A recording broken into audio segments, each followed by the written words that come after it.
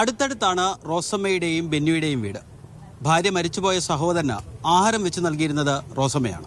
ഇവർ തമ്മിൽ നിലവിൽ പ്രശ്നങ്ങളുള്ളതായിട്ട് നമുക്കറിയില്ല. ഇവർ ഭയങ്കര സൗഹൃദത്തിൽ സ്നേഹത്തിലൊക്കെ ആയിരുന്നു. കാരണം ഇപ്പൊ ചേച്ചി ഇവിടെ ജോലിയില്ലാതെ കുറച്ച് ദിവസമായിട്ട് ഇവിടെ ഉണ്ടായിരുന്നെങ്കിലും ഭക്ഷണം കഴിക്കുന്നതും പകൽ സമയം മുഴുവൻ ചേച്ചിയുടെ സഹോദരന്റെ വീട്ടിൽ തന്നെയായിരുന്നു. രാത്രി കിടക്കാൻ നേരം മാത്രമേ ചേച്ചി സ്വന്തം വീട്ടിലേക്ക് പോകുന്നുള്ളൂ. ബുധനാഴ്ചയും റോസമ്മ ഇവിടെ എത്തി. ബെന്നിയുമായി ചില തർക്കമുണ്ടായി. തർക്കത്തിന് കാരണമായി നാട്ടുകാർ പറയുന്ന കാരണങ്ങൾ ഇവയാണ്: 1. റോസമ്മയുടെ സ്വർണം പണയം വെക്കുന്നതുമായി ബന്ധപ്പെട്ട പ്രശ്നം. 2. റോസമ്മ പുനർവിവാഹിതയാകുന്നത് സഹോദരന് ഇഷ്ടമല്ലായിരുന്നു.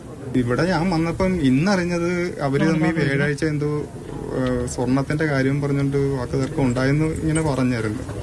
ചിറ്റപ്പൻ സ്വർണം പണയം വെക്കാൻ വേണ്ടി ചോദിച്ചെന്നറിഞ്ഞു. അത് കൊടുക്കാൻ അമ്മച്ചി കൊടുക്കത്തില്ല. തർക്കത്തിനിടയിൽ റോസമ്മ കൊല്ലപ്പെട്ടു. ബെന്നി മൃതദേഹം വീടിന് പിറകിലായി 3 അടിയോളം താഴ്ചയിൽ കുഴിച്ചിട്ടു. മൃതദേഹത്തിന് മുകളിൽ ഇഷ്ടികയും അടുക്കി വെച്ചിരുന്നു. സഹോദരിയെ കൊന്ന വിവരം ഇന്ന് രാവിലെയാണ് ബെന്നി ബന്ധുവിനോട് പറയുന്നത്. ഇന്ന് മക്കള് പരാതി കൊടുത്തില്ല, ഞാൻ നാളെ പരാതി കൊടുത്തിരിക്കുമെന്ന് തറപ്പിച്ച് ഞാൻ പറഞ്ഞു ഇന്നലെ. പിന്നെ അത് കഴിഞ്ഞിട്ട് ഇന്ന് രാവിലെയാണ് എൻ്റെ അടുത്ത് ഒന്നിച്ചും പറയുന്നത് എൻ്റെ കയ്യിൽ നിന്ന് ഒരു അബദ്ധം സംഭവിച്ചു പോയി, എന്നാണെന്ന് നിന്നോട് വ്യക്തമായിട്ടൊന്നും പറഞ്ഞില്ല, എന്നെ രക്ഷിക്കണമെന്നും പറഞ്ഞിട്ട് വന്നു. ഉച്ചയോടെ പ്രതിയുമായി എത്തി പോലീസ് മൃതദേഹം വീണ്ടെടുത്തു.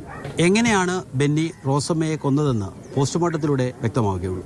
രഘുനാഥ് നാരായണൻ, മാതൃഭൂമി ന്യൂസ്, ആലപ്പുഴ.